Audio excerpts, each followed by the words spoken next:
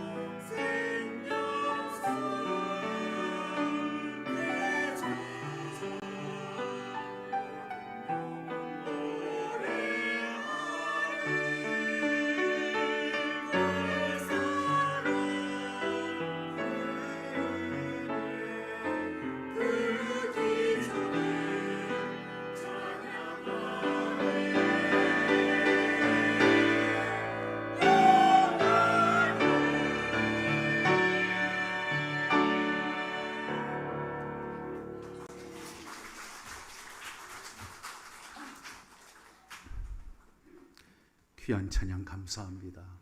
우리 하나님께서 영광을 받으신 줄로 믿습니다. 오늘 우리 옆 사람들과 한 번 더 인사할까요? 잘 오셨습니다. 은혜 많이 받으세요. 그래요. 오늘 이 본문 말씀을 통해 귀중히 여김을 받으려면 이라고 하는 그런 주제로 하나님 말씀을 선택해 보았습니다. 여러분, 세상에서 가장 아름다운 모습을 그리고 싶은 한 화가가 있었어요. 화가가 사람들을 찾아다니면서 이 세상에 가장 아름다운 게 뭘까 마음에 고민하며 이제 그림 작품을 구상을 합니다. 그래서 어느 날 마을에서 존경받는 목사님을 찾아 뵈었습니다. 목사님께 여쭈었어요. 목사님, 이 세상에서 가장 아름다운 게 뭘까요? 목사님 대답이 그렇습니다. 믿음이지요. 믿음. 우리가 삶을 살아갈 때 슬픔은 우리의 뒤를 돌아보게 하고 또 걱정은 주위를 둘러보게 하지만 믿음은 위를 바라보게 합니다. 믿음은 위를 바라보게 하기 때문에 믿음이야말로 가장 귀중한 것이고 가장 아름다운 것이지요. 이렇게 말씀을 해 주었습니다. 믿음은 죽음까지도 정복할 수 있습니다. 믿음은 모든 절망을 이기게 하는 능력이 있습니다. 이 목사님이 이 화가에게 알려준 말이었습니다. 고개를 끄덕였습니다. 그렇겠지. 그러다가 이 화가는 아직까지 답이 안 풀렸어요. 또 한 사람을 찾아갑니다. 마침 막 결혼식을 한 우리 방지의 성도님 며느리를 찾아갔어요. 그래서 물었습니다. 뭐가 가장 아름다우냐? 그랬더니 이 세상에서 가장 아름다운 것은 사랑이지요. 사랑. 그래, 사랑. 사랑은 가난도 부유하게 하고 사랑이 있으면 눈물도 달콤하게 만들고 작은 것도 크게 만들잖아요. 사랑이야말로 가장 아름다운 것이라고 생각합니다. 결혼한 그러한 신혼부부니까 그렇게 답변할 수 있겠죠. 그래도 답변이 확실한 답이 아닌 것 같아요. 화가가 더 고민하고 또 다른 사람을 찾아갑니다. 길가에 지쳐있는 쓰러져 있는 병사를 찾아갑니다. 전쟁통에 힘들어하는 이 병사에게 묻습니다. 세상에 가장 아름다운 게 뭘까? 이 병사는 평화라고 얘기합니다. 평화입니다. 평화는 이 지긋지긋한 전쟁을 멈추게 하고 참된 안식과 기쁨을 주기 때문입니다. 평화야말로 우리 인류가 추구하는 가장 아름다운 겁니다. 이렇게 대답을 했습니다. 화가는 이 세 사람의 말을 다 종합해 봤습니다. 고민이 되었어요. 고민이. 믿음을 그려야 하겠고 또 사랑을 그려야 하겠고 평화를 그려야 되겠습니다. 이 세 가지를 다 함께 그릴 수 있는 것. 고민을 하고 걱정을 하고 그리고 집으로 돌아오는데 집에 들어서는 순간에 놀라운 사실을 발견하게 됩니다. 그건 가정의 두 아이가 아빠를 맞이하는 모습이에요. 어린 아이들이 막 아빠 하고 달려드는 그 모습을 볼 때 거기에서 아빠는 가슴에 뛰어드는 이 어린 자녀들의 모습 속에서 믿음을 본 거예요. 믿음. 그 모습을 가만히 바라보고 눈가에 웃음 짓고 있는 아내의 모습 속에서 참된 그 마음 속에 사랑을 느끼고 사랑을 볼 수 있었고 그리고 그 가정에 한없이 행복한 그 행복에 겨운 그 분위기가 이 화가의 마음을 아주 평안하게 만들었어요. 그래서 믿음과 이 사랑과 평화를 그릴 수 있는 작품은 가정이구나. 가정. 우리 집이네. 그래서 화가는 그 주제를 가지고 자기 가족 그림을 그렸다고 하는 거예요. 여러분, 과연 얼마나 많은 사람들이 이러한 아름다운 것을 알고 있을까요? 아름다운 가정의 소중함을 알겠지만 그러나 그 소중함을 늘 경험하며 살아가고 있는가 하는 문제입니다. 믿음이 있고 사랑이 넘치고 정말 평안한 그런 가득한 평안함이 있는 가정, 이런 가정, 오늘 이 시대의 상황을 돌이켜볼 때 그런 가정이 많지는 않을 것 같아요. 정말 여러분의 가정은 안녕하십니까? 소중하십니까? 여러분 가정은 평안하십니까? 여러분 가정을 통해 정말 천국의 기쁨을 맛보며 살아갈 수 있는 그런 가정이라고 생각이 되십니까? 우리는 지금 5월달을 보내고 있어요. 가정의 달. 정말 하나님이 축복하신 소중한 가정, 이 가정을 우리가 잘 지켜야 하는데 여러분, 발전기를 돌리면 그곳에서 전기가 흘러나오겠죠. 행복한 가정 속에서는 이러한 놀라운 소중한 평화, 믿음, 사랑, 행복, 이것이 그러한 가정에서 흘러나와야 하는 것이에요. 저는 오늘 이 5월에 여러분 심령 가운데 다시 한번 가정의 소중함을 생각하시고 믿음과 사랑과 평화가 넘치는 그러한 가정이 되기를 예수님의 이름으로 축복합니다. 그러면 하나님 앞에 아주 귀한 은총이 있을 것이고, 또 하나님 앞에 은총을 받은 자는 이 세상에서도 귀중히 여김을 받는다고 오늘 이 잠언의 기자 솔로몬은 그렇게 말씀을 하고 있으니까 여러분 귀중히 여김을 받는 그런 은혜가 있게 될 줄로 믿습니다. 성경을 보시겠습니다. 3장 4절, 잠언 3장 4절을 함께 앞에 보시고 읽으시죠. 시작. 그리하면 네가 하나님과 사람 앞에서 은총과 귀중히 여김을 받으리라. 아멘. 귀중히 여김을 받는다는 걸 모를 사람이 있겠어요? 우리가 성경적으로 정말 귀중히 여김을 받는다는 게 뭘까? 그 의미가 귀히 여긴다, 아주 칭찬해 준다, 아주 값지게 여긴다, 이것이 귀중히 여긴다 하는 원어의 의미가 있습니다. 많은 사람들이 우리들을 귀중하게 여겨서 온갖 은혜를 베풀고 주목하게 되기를 바라는 그런 마음은 모든 사람들의 똑같은 마음일 거예요. 우리는 사람들에게 뿐만 아니라 하나님께도 은혜를 많이 입어야 할 줄로 믿습니다. 그러면 귀중히 여김을 받습니다. 어떻게 살아가는 것이 이런 삶을 결과를 만들어 줄까요? 뭐가 옳을까? 인생을 올바로 살아가는 게 뭘까? 이 질문은 많은 사람들의 공통된 관심사입니다. 특히 젊은이들에게, 청년들에게는 더 중요한 질문이 되겠죠. 솔로몬은 그러한 질문을 하는 우리 인생들에게 아름답게 이 말씀을 통해 제시해 주고 있어요. 본문 3장 4절에 보면 그리하면 내가 하나님과 사람 앞에서 귀중히 여김을 받는다, 은총을 받고 귀중히 여김을 받는다. 여기 그리하면, 이 그리하면이 이제 하나의 조건이겠죠. 한마디로 말하면 하나님의 명령대로 그 말씀 따라서 순종하며 그 뜻을 따라 사는 사람들은 하나님의 은총이 있다는 것입니다. 하나님께서 존중히 여겨주시고 또 사람들에게도 귀하게 여김을 받게 된다는 것이죠. 여러분, 이것은 하나님의 은총을 입은 사람들, 그들에게 나타나는 특징인 것, 특징. 우리가 이 말씀대로 살면 하나님께서 먼저 은혜를 베풀어 주신다는 거예요. 현재 국민의힘 국회의원으로 의정 활동을 하고 있는 김미애 변호사가 있습니다. 저희 나이 또래쯤 된 분인데, 이 김미애 국회의원이 아주 가난한 집에서 태어났습니다. 어렵게 가정 생활을 하면서 자라나던 이 김미애 씨가 중학교 2학년 때 어머니가 돌아가십니다.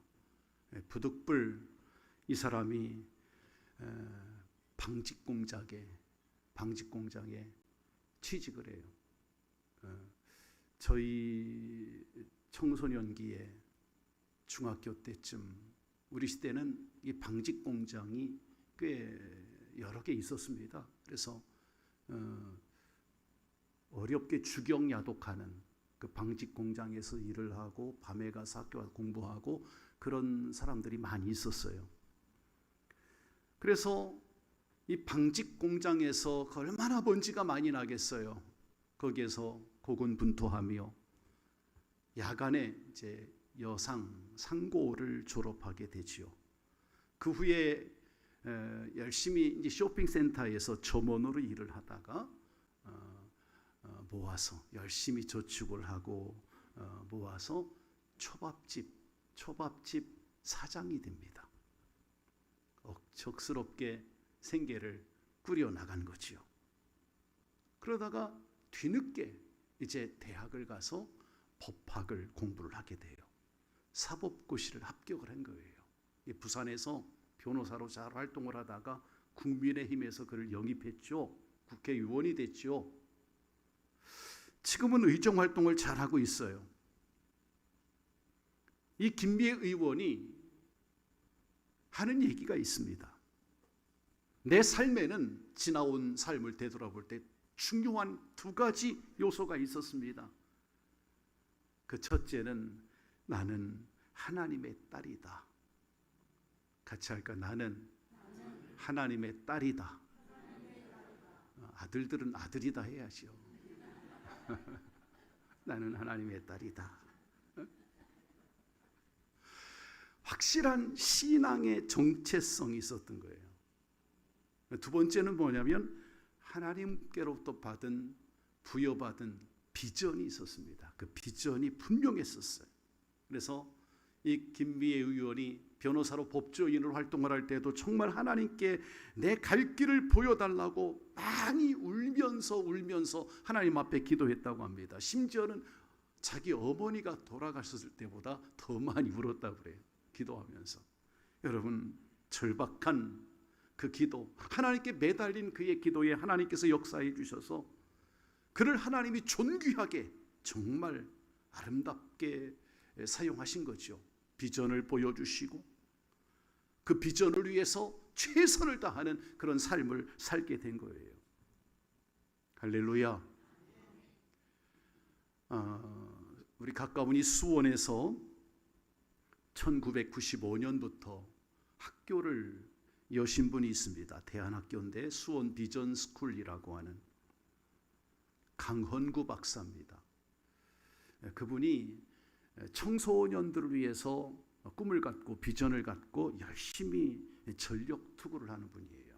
2000년도에 그분이 쓴 책이 아들아 머뭇거리기에는 인생이 너무 짧다. 이 책이 시리즈로 몇 권이 나와 있어요. 그가 그런 얘기를 합니다. 지금 이 시대는 많은 청소년들이 비전을 잃어버린 시대이다. 비전 증후군, 그 비전 증후군, 그렇게 상실된 증후군이겠죠. 그렇게 얘기를 했습니다. 그래서 본인 얘기를 하는 거예요. 내 생각에는 지금 너희들에게, 젊은 이 청소년들, 젊은 사람들에게, 너희들에게 무엇보다도 급하게 필요한 것은 자신만의 뚜렷하고 생생한 비전을 갖는 것이다. 전 세계를 이끌어간 소수의 사람들은 일찍부터 비전을 가지고 그걸 실천에 옮긴 사람들이란다. 자, 사랑하는 내 아들아, 내 딸들아, 젊은이들아, 이 시대를 살아가는 젊은이들아, 이제부터 비전 여행을 시작해보자. 그가 그 책에서 그렇게 얘기를 합니다. 머뭇거리기에는 우리 인생이 너무나 짧단다. 그렇습니다. 여러분, 세월을 억만금의 재산을 주고 살 수 있을까요? 지나간 세월 돌이킬 수 없어요. 우리 안에 있는 하나님께서 주시는 비전이 있어야 되는데, 여러분 10대는 인생의 절반이 결정됩니다. 20대에는 그 성패가 판가름이 납니다. 이 박사의 얘기입니다. 지금 소중한 여러분 자녀의 인생에 정말 하나님께서 기뻐하실 만한 찬란한 그런 비전을 안겨줄 수 있는 그런 성도님들이 되시기를 주님의 이름으로 축원합니다. 오늘 이 본문 말씀 속에서도 하나님께서 이 땅의 모든 자녀들에게 주시는, 젊은이뿐만 아니라 여기 계신 우리 모두에게 주시는 사랑의 메시지가 있어요. 그래서 본문을 시작하는 1절에 보면 내 아들아 라고 시작하고 있잖아요. 내 아들아. 이 말씀은 사랑하는 하나님께서 자녀들에게 이 세상에서 귀중하게 사는 길을 제시해 주기 위해서 사랑하는 내 아들아 하고 부르는 음성과 같은 말씀이죠. 1절을 다시 한번 보실까요? 3장 1절 다 같이 시작. 내 아들아 나의 법을 잃어버리지 말고 내 마음으로 나의 명령을 지키라. 법이 뭐죠? 법? 여기 법이? 하나님의 법이 뭐예요? 말씀이죠. 명령도 말씀이고요. 성경에 하나님의 율례, 규례, 법, 명령은 다 말씀을 상징하는 단어예요. 그렇다면 성도 여러분 하나님의 말씀은 곧 하나님이신 줄로 믿습니다. 말씀이 곧 하나님이세요.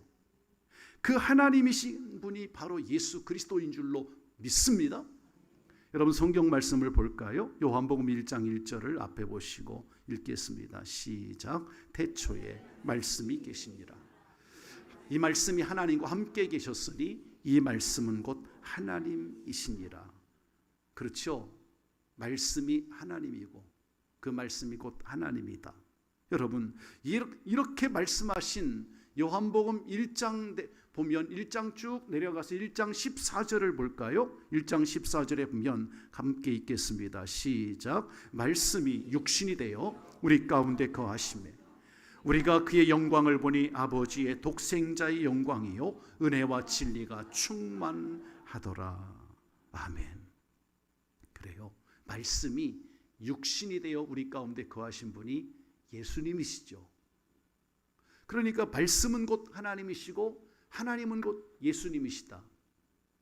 우리가 이 말씀의 논리로 볼 때 우리가 지켜야 할 것, 우리가 마음판에 새겨야 할 것이 뭘까 하는 걸 알 수 있어요. 그래서 본문 잠언 3장 3절에 보면 3절에 이렇게 말씀하고 있습니다. 인자와 진리가 내게서 떠나지 말게 하고 그것을 내 목에 매며 네 마음판에 새기라. 예. 말씀을, 하나님의 말씀을, 그렇습니다.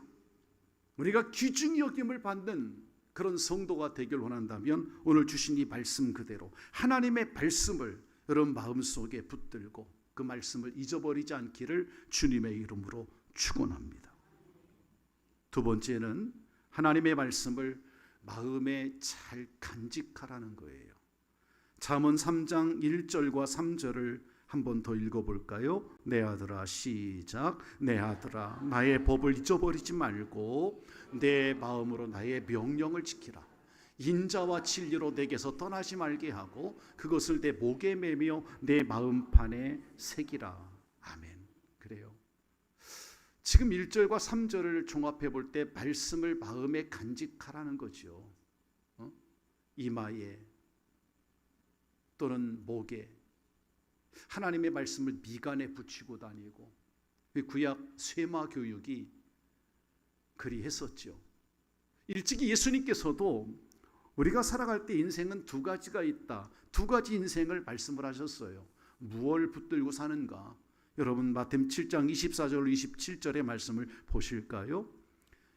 함께 읽겠습니다. 시작. 그러므로 누구든지 나의 이 말을 듣고 행하는 자는 그 집을 반석 위에 지은 지혜로운 사람 같으리니 비가 내리고 창수가 나고 바람이 불어서 그 집에 부딪히되 무너지지 아니하나니 이는 주추를 반석 위에 놓은 까닭이요 나의 이 말을 듣고 행하지 아니하는 자는 그 집을 모래 위에 지은 어리석은 사람 같으리니 비가 내리고 창수가 나고 바람이 불어 그 집에 부딪힘에 무너져 그 무너짐이 심하니라. 아멘. 반석 위에 지은 사람, 모래 위에 지은 사람. 이 결정은 말씀을 듣고 말씀을 준행하는가 그렇지 아니한가에 딸려 있는 거예요. 그 심령에 하나님의 말씀이 없는 인생은 하나님이 없는 인생인 줄로 믿습니다. 그래서 사도 바울은 에베소 교회를 위해서 간절히 기도했던 기도 제목 중에 하나가 뭐냐면 에베소 교회가 하나님의 말씀 안에 있기를 원했죠. 그래서 에베소 3장 16절로 19절의 말씀을 보면 그렇게 말하고 있어요. 그의 영광의 풍성함을 따라 그의 성령으로 말미암아 너희 속사람을 능력으로 강건하게 하시오며 믿음으로 말미암아 그리스도께서 너희 마음에 계시게 하시옵고 너희가 사랑 가운데서 뿌리가 박히고 터가 굳어져서 능히 모든 성도와 함께 지식에 넘치는 그리스도의 사랑을 알고 그 너비와 길이와 높이와 깊이가 어떠함을 깨달아 하나님의 모든 충만하신 것으로 너희가 충만하게 되기를 원한다는 것이요. 그걸 간구했다는 거예요. 여러분, 바울은 우리 믿음의 성도들의 마음속에 그리스도가 계시게 되기를 기도하는 거예요. 여러분 마음속에 그리스도가 안 계신 분들은 없겠지만 항상 그리스도로 충만하십니까? 말씀으로 충만하십니까? 왜 이렇게 기도했을까? 그 이유는 우리 인생은 그리스도의 사랑 속에 뿌리를 내려야 하고 터를 잡아서 든든히 설 수 있기 때문에 그런 것입니다. 그러므로 성도 여러분, 여러분이 하나님의 말씀을 마음판에 늘 새기고 간직하시기를 주의 이름으로 축복합니다. 성공적인 리더십의 그러한 대가였던 스티븐 코비가, 물론 지금은 작고하셨지만 이분이 상당히 유명한 분이에요. 스티븐 코비가 성공하는 사람들의 7가지 습관이라는 그 책으로 유명하신 분이죠. 그분이 조사를 했습니다. 연구를 한 거예요. 1776년부터 약 200여 년에 걸쳐서 미국에서 출판된 모든 성공에 관한 책들을 다 모아서 그것을 심층 연구를 했습니다. 깜짝 놀랐어요. 그 약 한 200여 년 동안에 그 내용들을 다 종합해 보니까 과거 200년이 넘는 동안에 미국에 있는 모든 이 성공론에 관한 그런 책들을 다 보니까 사회적으로 볼 때 어떤 그 급진적인 어떤 응급처치식의 임기응변이라고 할까요? 그런 처방전만 모아놓은 것 같은 그런 생각에 몰두하게 됩니다. 어떤 사회 이미지에 대한 의식이나 다양한 기법, 이와 같은 것들을 거기에 모아놓았다라는 것을 연구 결과를 발표했습니다. 그래서 정말 지금 이 사회가 임기응변하는 그런 태도가 그게 잘못됐다는 건 아닙니다. 그러나 그냥 임시 처방인 거지요. 우리가 아프면 어지럽고 그러면 그냥 임시 처방을 해주잖아요. 아스피린이나 붕대를 감아주거나 뭐 그렇게 하는 거. 그게 원인 치료가 될까요? 정말 습관을 바꾸지 않으면 성공할 수가 없다. 습관을 바꿔야 된다. 그 습관은 그래도 말대로 캐릭터, 에틱스라고 합니다. 인격이죠. 인격, 성격, 논의죠. 그걸 바꿔야 된다는 거예요. 그러기 위해서는 7가지 습관을 제시했습니다. 자신을 또 이웃을 변화시킬 수 있는 7가지 습관에 대해서 먼저 성공적인 대인관계로 나아가기 위해서 3가지 자기 자신의 어떤 습관입니다. 그 습관을 3가지로 얘기했어요. 스스로 주도적으로 자신의 삶의 결정권을 행사해라. 2번째는 비전과 가치관을 분명히 해서 목표를 확립하고 행동을 해라. 3번째는 일을 시작하기 전에 경중 완급을 잘 결정하라는 거예요. 소중한 것부터 먼저 하라는 거예요. 이것이 자기 자신에 대한 습관입니다. 성공적인 대인관계에 있어서 자기 자신에 대한 습관을 이 3가지를 한번 되돌아보라는 거예요. 인격적으로, 성격적으로 변화될 수 있다는 거예요. 그 다음에 이제 나머지 4가지가 있는데 그것은 대인관계에서 가져야 될 습관입니다. 나와 너 사이에 꼭 가져야 할 습관, 이거를 잘 보세요. 전쟁의 철학을 버리고 상호 이익을 추구하라. 이거 대인관계, 나와 너 사이의 관계 속에서, 이웃과의 관계 속에서 막 그 전쟁의 철학, 그냥 싸우려고만 하고 이기려고만 하고 이거 안 된다는 거예요. 상호 이익을 추구해야 된다. 윈윈 해야 된다. 삼성 노조가 그 기업 경영인들하고 그게 파행이 됐죠. 얼마 전에. 사실은 노조와 기업인들이 경영을 할 때 서로 윈윈 해야 되는데 상호 이익을 추구해야 되는데 이게 결렬이 된 거예요. 먼저 경청한 다음에 이해를 시켜라. 이게 두 번째 습관입니다. 같이 할까? 경청. 네, 그래요. 좀 들어요. 전화를 하고 뭐 대화를 하면 그냥 좀 들어보세요. 들어보세요. 듣지도 않고 막 자기 말만 막 하고 전화를 딱 끊어버리는, 그거는 옳지 못하죠. 자기 할 말만 해. 상대방의 말을 잘 듣고 그리고 이해시켜야죠. 또 그렇게 이해를 받으려고 해야 되고, 세 번째는 대인관계의 모든 영역에서 시너지 효과를 창출하라는 거예요. 우리가 백지장도 맞들면 낫다고 하잖아. 나와 너가 함께 합하면 훨씬 낫잖아요. 시너지 효과가 창출되지요. 네 번째는 자신과 대인 관계를 위해서 늘 마음, 이 심신, 몸을 단련해라, 이렇게 얘기했어요. 참 중요한 이론인 것 같습니다. 성도 여러분, 이 스티븐 코비가 인생의 가장 치열한 전쟁은 영혼이라고 하는 고요한 방에서 시작됩니다. 그렇게 얘기합니다. 덧붙여는 얘기가 뭐냐면 데이빗 맥케이라는 그 사람의 이론을 가지고 이렇게 얘기했어요. 내면, 우리 심령으로부터 변화를 다시 강조하면서 삶의 어떤 원리보다도 하나님의 말씀을 읽고 그 말씀을 꼭 묵상하는 삶을 살라고 합니다. 7가지 습관, 자신의 습관, 또 대인관계의 습관 다 중요합니다. 그러나 이 모든 습관 중에 더 중요한 중요성, 가장 먼저 1차적인 중요한 건 뭐냐면 조용한 시간, 경건의 시간, 큐티하는 거예요. 하나님 앞에 조용하고 경건의 시간, 하나님과의 비밀스러운 만남의 시간, 할렐루야, 그 시간을 가지라는 거예요.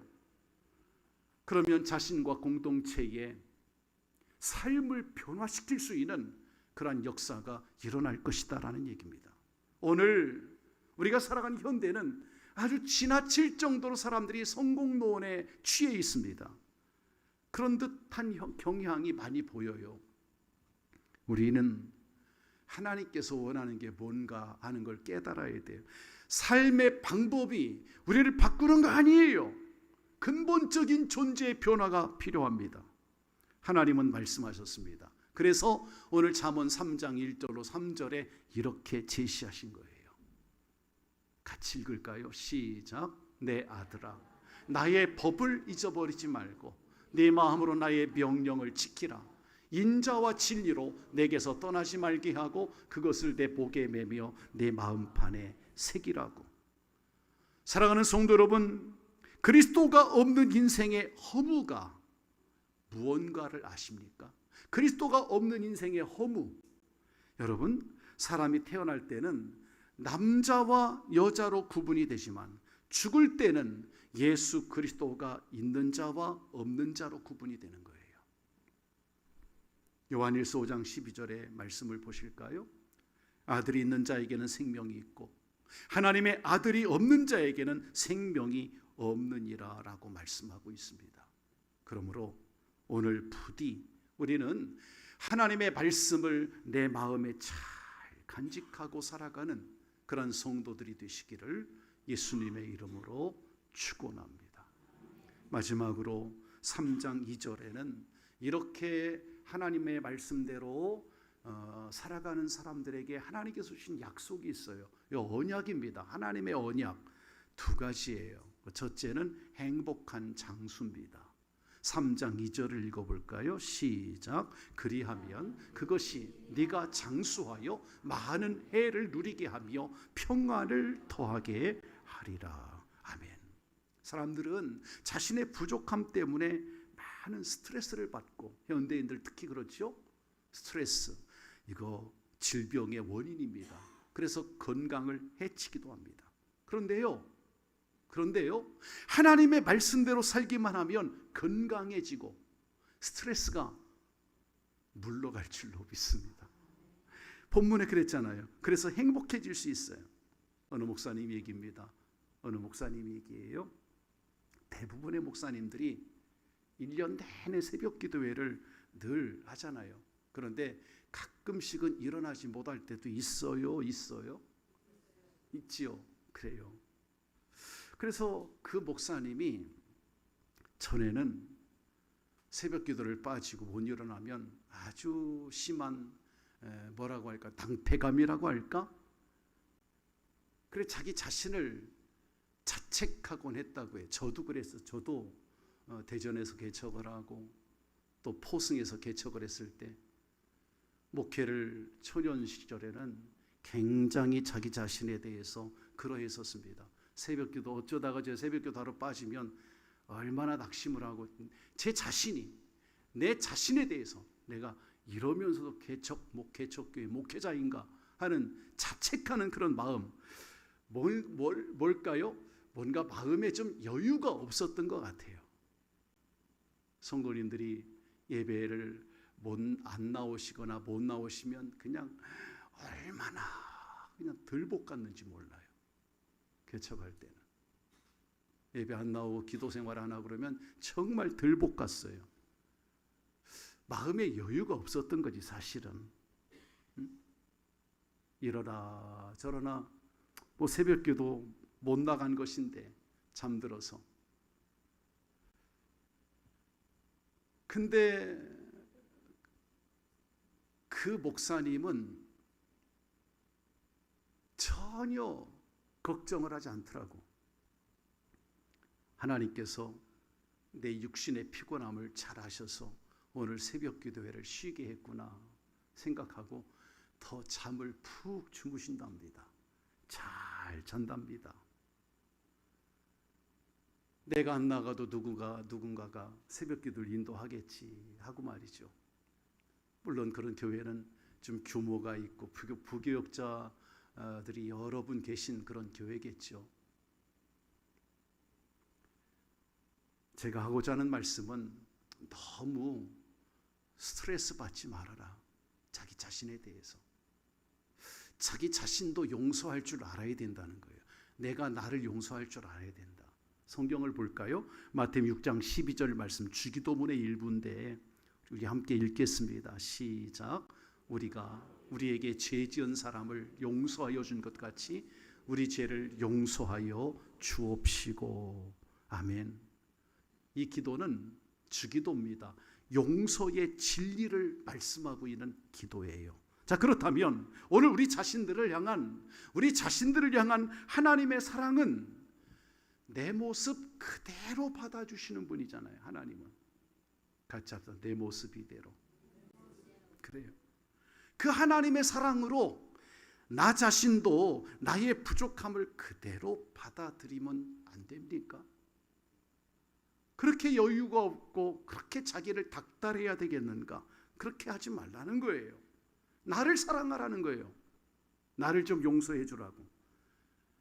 더 나아가서 그 마음을 가지고 우리는 다른 사람의 부족함을 있는 그대로 용납할 수 있는 그런 넓은 마음을 가지라는 거죠. 사랑과 용서가 가능해야 돼요. 같이 할까요? 용서합시다. 여러분, 하나님 말씀대로 살면 건강해지고 스트레스가 떠나가게 될 줄로 믿습니다. 행복한 장수가 될 수 있어요. 행복한 장수.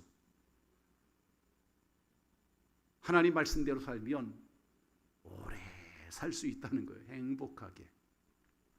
그것이 하나님의 언약이에요. 두 번째 약속은 뭐냐면 3장 4절에 그랬습니다. 그리하면 내가 하나님과 사람 앞에서 은총과 귀중히 여김을 받으리라 그랬어요. 귀중히 여김을 받게 된다. 여러분, 그런 사람을 대표적으로 찾아본다면 요셉. 창세기 39장 2절 5절에 보니까 요셉이 형통한 자가 되어서 애굽에 있을 때 그 주인에게든지 또는 그가 총리가 되었을 때 애굽의 왕으로부터 인정을 받잖아요. 요셉의 이야기를 우린 너무나 잘 알죠. 그는 사람과 하나님 앞에 귀중히 여김을 받았습니다. 말씀을 바치겠습니다. 우리 하나님 말씀대로 살아가기로 오늘 작정하십시다. 여러분, 잘 아는 말씀이지만 하나님 앞에 먼저 은혜를 입으시기를 주의 이름으로 축원합니다. 그러면 사람들에게도 존귀하게 될 수 있어요. 귀중히 여김을 받는다고 했으니까 이 말씀을 항상 마음에 두시고 말씀을 가까이 두고 순종하시고 이 말씀을 마음판에 새겨두시고, 그러면 주의 말씀은 운동력이 있어서 이 은혜가 우리의 삶을 지배하게 되고 우리의 심령과 골수를 쪼개는 그러한 역사가 일어나게 될 줄로 믿습니다. 기도하시겠습니다. 하나님 아버지 감사합니다. 오늘도 우리 사랑하는 믿음의 권속들이 한자리에 모여서 함께 하나님께 영광을 돌리게 하시고 하나님의 생명의 말씀의 떡을 나누게 하시니 감사드립니다. 여호와 아버지 하나님, 우리의 심령을 주님이 굳게 붙잡아 주사 우리의 믿음이 하나님 앞에 거룩해지게 하시고 더욱더 주님께서 원하시는 그러한 모습이 될 수 있도록 하나님의 은혜를 사모하게 하시고 귀중히 여김을 받는 성도들 되게 해 주시옵소서. 예수님의 이름으로 기도하옵나이다. 아멘.